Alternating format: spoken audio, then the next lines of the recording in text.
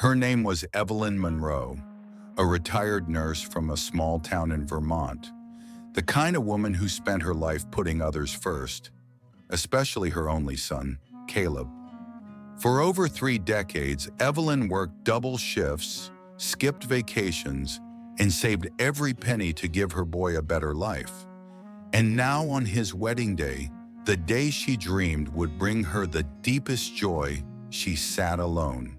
Not at the main table, not near the family, but behind a swinging kitchen door, tucked between stacks of trays and a buzzing industrial ice machine. She wore soft lavender chiffon, her silver hair set carefully that morning after hours at the salon. She had paid for every flower, every candle, every polished plate. And yet, there she was. Invisible. No sign with her name, no greeting, no seat in the spotlight. Just a folding chair with a napkin tossed over it, like an afterthought. The scent of marinara sauce and kitchen grease clung to her, replacing the expensive perfume she had saved for months to buy. Still, Evelyn smiled. Still, she sat, and quietly she waited, not for recognition, not even for thanks, but for the moment she realized she was done being forgotten. If you've ever been overlooked and kept quiet to keep the peace, this story's for you. Press 1 if you know the quietest person in the room is often the strongest. And don't forget to subscribe for more stories that prove dignity always wins. Evelyn adjusted the strap of her beige leather handbag, the same one Caleb gave her for Mother's Day a decade ago, back when he still called her Mama. Her hands trembled, not with fear, but with something heavier, disbelief. A young man in a pressed catering uniform, barely old enough to rent a car, approached her with an apologetic smile. "Ma'am," he muttered, avoiding eye contact, "they said you were to wait back here." The bride didn't want, any visual clashes with the theme. The word stung. Theme. He glanced nervously at the swinging door. The sound of laughter spilled through, loud and unfiltered. Evelyn nodded slowly and sat. The chair creaked beneath her, and a dark stain on the linoleum floor peeked out beneath her heels. Her freshly done nail, soft pink, carefully shaped, clashed against the chipped white plate someone had placed in front of her. A single cold chicken breast, untouched. Still, she didn't speak. She didn't protest. This was Caleb's day. She had told herself not to ruin it. That being quiet was a kind of love, too. She clutched the wedding program in her lap. Cream cardstock, elegant cursive, expensive. Her name wasn't listed anywhere. Her ex-husband wasn't there, never had been around. But Layla, the bride's mother, got the first toast. Layla, draped in pearls and pride, kissed Caleb on the cheek like she had raised him herself. Evelyn sat behind the scenes unseen, a ghost with a wallet. The music started. The first dance began. Evelyn caught a glimpse of them twirling, Caleb and Isabella, her daughter-in-law, beneath soft gold lighting and a crystal chandelier Evelyn had paid extra for. Her son didn't glance toward her once. She dabbed at the corners of her mouth with a napkin, pretending there was a smudge. But her eyes burned, and the knot in her chest tightened. She told herself it was the onions, the kitchen heat. It wasn't. Something cracked deep inside her. Not a loud break, but a silent shift, like the hairline fracture in glass just before it shatters. She looked at her hands, no longer trembling. Something else buzzed in her veins now, a low, controlled thrum. Power. As the laughter erupted from the reception hall, Evelyn stood up. She pulled her phone from her bag. Her voice when she made the call was calm and precise. 3 messages, 3 cancellations. The brunch, the second half of the band's payment, the open bar that was supposed to last until midnight. When she hung up, she didn't feel guilt. She felt something new, resolve. Evelyn couldn't sleep that night. She lay on the stiff mattress of her hotel bed, the same lavender chiffon dress still clinging to her skin, heavy with the scent of kitchen grease and sweat. Her feet were swollen and aching, but she hadn't dared remove her shoes during the reception. She had to stay presentable, even if she was seated behind the punch bowl. At 2:11 a.m., her phone buzzed. She didn't need to check. She already knew. Missed calls from Caleb, a message from her niece. What happened? Everyone's freaking out. She sat up slowly, the room dimly lit by the red glow of the digital clock. Evelyn reached for her tablet. She opened the wedding budget spreadsheet she had meticulously maintained for over a year. Every dollar tracked, every upgrade documented, every indulgence that Isabella had requested, always with that same phrase, "We just want something elevated." And Evelyn, eager to provide what she never had, always said yes. Until now. Her scrolling stopped. 2 charges caught her eye. One for a bar tasting event, another for a rehearsal dinner upgrade. Both had been processed on her credit card. Unauthorized. Her card, her money, her stomach turned. Then she saw the note on Venmo. Isabella had sent money to one of her bridesmaids. The caption read, "His mom's covering everything. Might as well go big."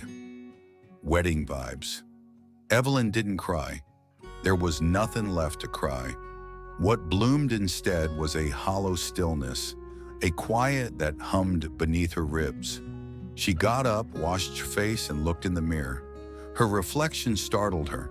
Mascara smudged, cheeks dull. Her lips, once soft with kindness, were drawn tight. Her hair flattened from one side where she'd tried to rest, but never truly slept. She looked like a woman who had aged 10 years in one night, but something shifted in her eyes. Not sadness, not grief, clarity. She sat down at the desk and opened her email. 3 short professional messages. To the florist, please cancel tomorrow's delivery. The payment balance will be withheld. Thank you. To the band, due to schedule changes, we will not require the second performance. Please consider the matter closed. To the bar vendor, we're scaling back post-reception services. Kindly cancel the second shift. Do not process the remaining balance. No apologies, no explanations, just resolve. As dawn broke and the sky shifted from midnight black to bruised blue, Evelyn closed her tablet and exhaled. For the first time in months, the fog lifted. The house she built, the sacrifices she made, they were real. But so was this betrayal. She was no longer just a woman behind a door. She was the woman who made the wedding possible. And now she was the woman who would no longer be erased. By mid-morning, Evelyn had already showered, washed her hair twice, and changed into soft jeans and a pale blue blouse that still smelled faintly of lavender detergent. She checked out of the hotel without a word and drove home in silence. No music, no calls, just the sound of tires humming over asphalt and the ache in her chest that refused to loosen. When she stepped inside her home, the roses she had planted 2 summers ago were in full bloom outside the window. Normally, she'd pause to admire them. Not today. She walked straight to the bedroom, pulled open the bottom drawer of her dresser, and reached for a red folder, one she hadn't touched in years. Inside were old receipts, a few insurance papers, and a letter. Yellowed edges. Postmarked from Arizona. Her late husband's handwriting on the front. It was dated just weeks before his death. Her pulse quickened. She'd never opened it. Couldn't. But today, something compelled her. She slid her finger beneath the flap. The words inside made her world tilt. Evelyn, there's something I never told you. Caleb, he's not biologically yours. Isabella was pregnant when she left him at my doorstep. I never had the heart to tell you the truth. You raised him like your own. You didn't know he wasn't, but I chose you because you were the only one strong enough to be his mother. The paper trembled in her hand. Her knees gave way, and she sank to the edge of the bed. Caleb wasn't her biological son. He never had been. And yet she had stayed. For every school drop-off, every scraped knee, every science fair and flu season. She had stayed when his own father disappeared. She had stayed when no one else would. Evelyn sat there for a long time, not weeping, not raging, just breathing. The letter didn't feel like betrayal. It felt like truth. And in that truth was something unexpected. Freedom. She had loved a child that was never hers by blood, and still, she gave him everything. That love wasn't erased by DNA, but what he did with it, that was on him. Because a mother isn't just defined by biology. A mother is someone who stays, and Evelyn had stayed for 32 years. She stood, folded the letter, and placed it on the kitchen table. She didn't hide it. She didn't shield it. It sat there, visible, like the truth she had finally accepted. She looked around the house, at the framed photos of Caleb's graduation, the dent in the hallway wall where his toy bike once crashed, the pantry stocked with his favorite cereal she hadn't eaten in a decade. And then it hit her. She didn't even know what her favorite cereal was anymore. That day, Evelyn began something new. She wasn't just the woman who paid for the party. She was the woman who remembered herself. It started with a yellow legal pad and a pen. Not a fancy planner, no gold embossed pages, just a scratch of ink on paper and a list of names that came to Evelyn not out of obligation, but out of love. She wrote down Claire, her old friend from the hospital who used to sneak chocolate bars into her locker during overnight shifts. Then Mr. Henderson, her neighbor, who always cleared her driveway before snow built too high. Next was Dina, the bookseller who always remembered her favorite authors. And finally, Nurse Janet, who once stayed late on her birthday just to cover Evelyn's shift when she couldn't stop crying in the supply closet. None of these people were related to her, but each one had made her feel seen in ways Caleb never had. She wasn't planning a new wedding. This wasn't about revenge. It wasn't a show. It was a dinner. Her dinner, at her house, with her food, her rules. No folding chairs, no ghost seats by the kitchen door. Just people who valued her enough to meet her eye when they said her name. She spent the next few days preparing with purpose, not pressure. She chose ingredients from the farmer's market herself. Fresh basil, garlic, heirloom tomatoes. No frozen hors d'oeuvres. No beige chicken breasts on chip plates. Just warmth, just flavor. She even bought a new tablecloth, blue with yellow sunflowers. A design she realized she would have loved when she was 20, before she stopped choosing for herself. That morning, she turned on music while she cooked. Van Morrison, Stevie Nicks, Norah Jones. Her kitchen smelled like garlic and lemon zest, like home and hope.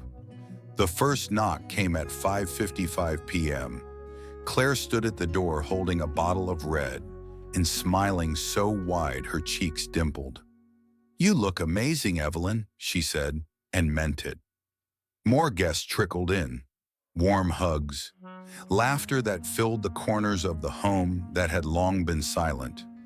The dining table, once used for sorting laundry and bills, now gleamed with plates and cloth napkins, real wine glasses, and a candle flickering soft gold. They shared stories. Someone admitted to stealing pens from the bank out of spite. Another told a story about a blind date that ended in a pet store. Evelyn laughed, a real deep belly laugh that surprised even her. And somewhere between the roasted cherry tomatoes and the lemon butter pasta, Evelyn understood something. This was family, not assigned, chosen. She didn't need a grandchild on her lap or a thank you from a son to know her worth. It was already here, at this table, in this moment. And when Claire raised her glass and toasted, "To Evelyn," for reminding us that it's never too late to take your seat at the head of your own table, Evelyn didn't just smile. She stood, raised her own glass, and said, "To finally being seen." A week passed before Evelyn heard a knock at her front door again. Not a package delivery, not a neighbor. It was Caleb. Through the frosted glass, she saw his silhouette. Shoulders slumped, hesitation in his posture. She opened the door slowly, not with anger, but with calm. "Hi, Mom," he said softly. She didn't say it back, just stepped aside. He entered, glancing around at the unfamiliar space, not in decoration, but in energy. The photos of his childhood had vanished from the walls. The air didn't feel heavy with waiting or disappointment anymore. It felt still. "Where are the pictures?" he asked. She didn't answer. "Sit," she said simply. Caleb obeyed, lowering himself into the armchair she once sat in while reading him stories. He fumbled for words. "I didn't come here to fight." "Good. I don't understand what happened. One minute everything was fine, and the next..." Evelyn walked away for a moment and returned with a box, filled with receipts, spreadsheets, and printed emails. She placed it gently on the coffee table. "What's this?" "Proof," she said, "of everything I gave." He stared at the stack, silent. Then she handed him a letter, his father's handwriting instantly recognizable. He read in silence. His face fell. "You knew," he whispered. "I do now," Evelyn replied. He blinked hard, then looked up, guilt settling over his features. "So, you're angry because I'm not..." "No," she interrupted. "I'm not angry because you're not my biological son. I'm angry because I was your mother in every way that mattered. And when it counted, you let them erase me." Caleb looked down, jaw clenched. "Emily said, she said it would be better for the aesthetic, that I'd understand." Evelyn tilted her head. "And you did. You understood that placing me in the kitchen like a piece of clutter was easier than defending me. And you agreed." Silence. She picked up an empty picture frame. "This used to hold your kindergarten graduation photo, the one where you were missing a tooth and ran into my arms afterward." She set it down, face down on the table. "I'm done holding on to versions of you that don't exist anymore." He flinched. "Mom?" "No," she said firmly. "I'm not your backdrop, not your bank, not your guilt sponge. I was your world once. Now I am mine." Caleb swallowed hard. "I'm sorry. Too late." She handed him the box. "These are yours now. Take them. Every receipt, every reminder." He stood holding the box like it weighed 100 pounds. At the door he turned, searching her face for softness. She didn't flinch. "You always said I was your whole world," he said. "You were," Evelyn replied steady. "But now I finally belong to myself." She closed the door, not in anger, in peace. The house was quiet now, but not empty. There was no tension lingering in the corners, no weight of unspoken words pressing down on Evelyn's chest. The scent of rosemary and roasted garlic filled the air, warm and inviting. Laughter floated in from the living room, where her chosen guests sipped wine and swapped stories. The kind that ended in belly laughs and the clink of glasses. Evelyn stood barefoot in the kitchen, swirling the last glass of wine in her hand. Her sunflower blue tablecloth draped across the dining table, mismatched plates stacked with crumbs of cornbread and roasted vegetables. Candles flickered gently in the soft light of early evening. No one rushed, no one performed. They simply were, present, grateful, real. This was the life she hadn't known she could have. Not polished, not perfect, but hers. She wasn't the woman waiting in the wings anymore. She wasn't shrinking herself to fit into a background someone else designed. She wasn't a name missing from a program or a voice kept from a microphone. She was seen, heard, cherished.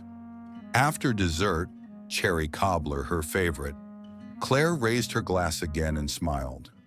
"To Evelyn," she said, "to choosing yourself." Everyone followed, raising their glasses with heartfelt nods.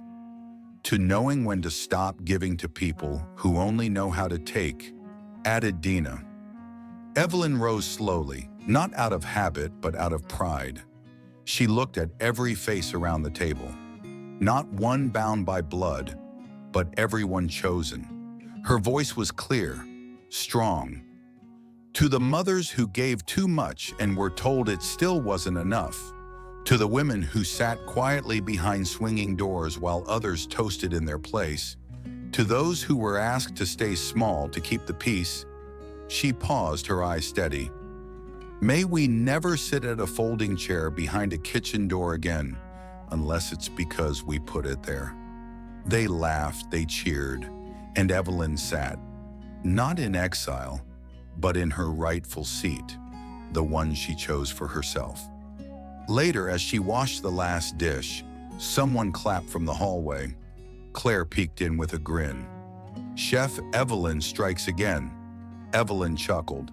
"Don't tempt me. I might open a bistro for tired women and fresh starts." Claire smiled, leaned against the doorframe. "You already have. It's right here." That night, Evelyn lit one last candle in the living room, curled up with a novel she meant to read for years, and sank into a silence that no longer echoed with loneliness, only peace. The next morning, she woke to birdsong and sunlight slipping through gauzy curtains. She made herself a cup of coffee, sat on the porch in her robe, and watched her roses bloom wild and bright. She wasn't someone's backdrop anymore. She was the story. And finally, that was enough. Evelyn's journey teaches us a profound truth. Sacrifice should never mean invisibility. For years, she gave everything without asking for recognition. But when the moment came that should have honored her, she was pushed aside. Not because she hadn't earned her place, but because others were more concerned with appearances than with gratitude. Her silence wasn't weakness. It was strength. It was dignity. But when that silence became erasure, Evelyn chose herself. Not with bitterness, but with clarity. She reminds us that love doesn't mean endless giving without return. True love, whether from family, friends, or even ourselves, recognizes worth. It honors presence. And when it doesn't, we have every right to step away, not to punish, but to reclaim what we've given away too freely. Because the most powerful seat at any table is the one we choose for ourselves. Have you ever found yourself shrinking in a room you helped build? Evelyn's story is a wake-up call, not just for mothers, but for anyone who's been quietly sidelined in their own life. This isn't about revenge or drama. It's about boundaries. It's about refusing to pour from an empty cup. Start small. Make a list of people who truly see you, not just use you. Plan time with them. Buy something for yourself. No permission needed. Speak up when you're expected to stay quiet. Rebuilding your self-worth doesn't require grand gestures. Sometimes it starts with a dinner table, a new tablecloth, and the decision to no longer serve love where respect is absent. Your seat isn't in the kitchen, it's at the head of the table. Thank you for watching. If you enjoyed this, please like and share with your friends. Your support keeps these stories alive. Don't forget to subscribe so you never miss a new episode. And if today's story touched your heart, leave a comment. I'd love to hear from you. Take care, stay well, and see you in the next story.